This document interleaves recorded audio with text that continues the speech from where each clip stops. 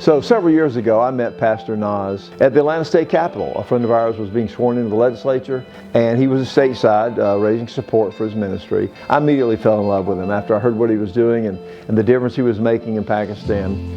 And a year later, the virus hit. And so things changed dramatically. Whereas we had shortages in America, whatever we had was magnified tenfold in Pakistan, particularly among the working poor. They were badly affected by the lack of food supply. So we felt very strongly led to step in with medical care and other necessities. We fed a whole village for a month.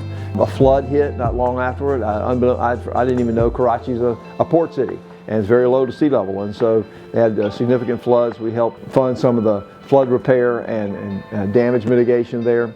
In this church of 400 or 500 people, the land across the street became available, and Pastor Naz had a vision to create a Christian hospital there. In a nation of Muslims, fewer than 8–9% of the country are Christians. They're in a majority Muslim country, but serving others is a tremendous way to both gain credibility, let people know that you're there to care and serve them. And so we funded the purchase of that corner for cash.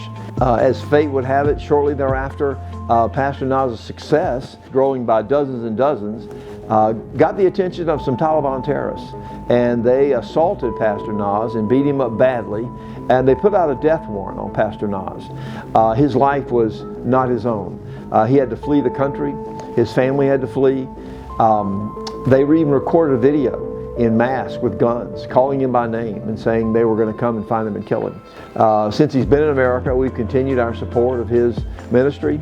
And even while he's been here stateside, through the tremendous team of leaders that he had discipled and mentored and raised up in Pakistan before he left, they have planted not 1, not 3, but 8 churches in the last 2 years after he's left the country. And so just being able to impact the church in a faraway country where standing for their faith comes at a cost. It may even cost them their lives. Our brothers and sisters in Christ in many nations all across the world serve Christ at the cost of their lives. And so for my brothers and sisters there who are willing to stand up for Him, even at the face of great personal danger, it's the least we can do to help them financially and magnify and grow it and have an outsized impact for the kingdom in that great country.